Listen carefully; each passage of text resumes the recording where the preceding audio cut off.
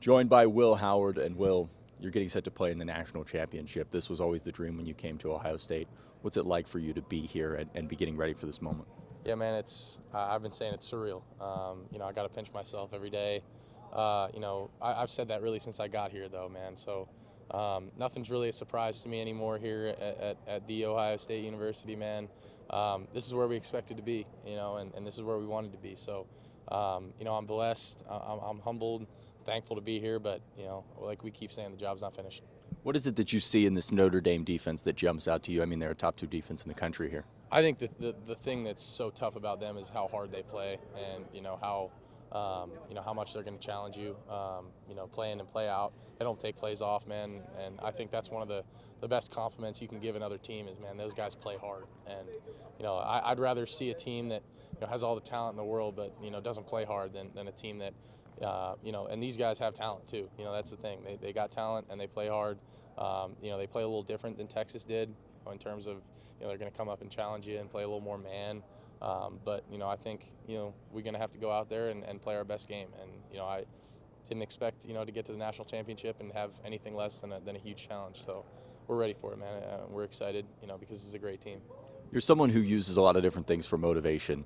Do you listen to any of the outside noise about what people say to you to kind of drive you in a big moment like this?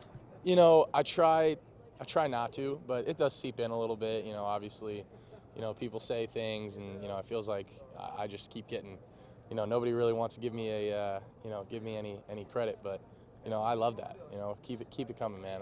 As much motivation as I can get, I'm going to take, and I love people challenging me and challenging this team because it keeps that chip on our shoulder and keeps that edge. And when we play like that, when we play like a little pissed off and have a little chip on our shoulder, I think that's good for us.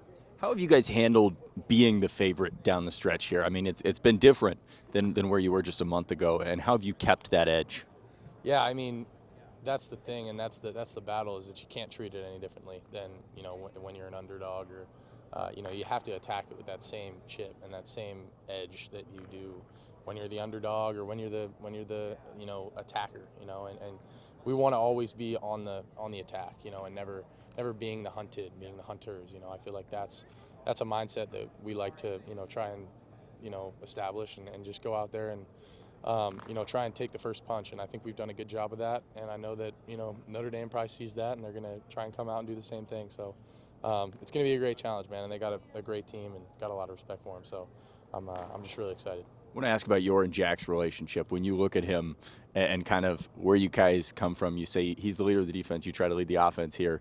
What's that like to see him have that moment? And then what were you saying to him in that moment after on the sideline there? May have been a couple expletives in that exchange there, but I was so fired up. That was probably the most worked up I've been in a moment on the field ever.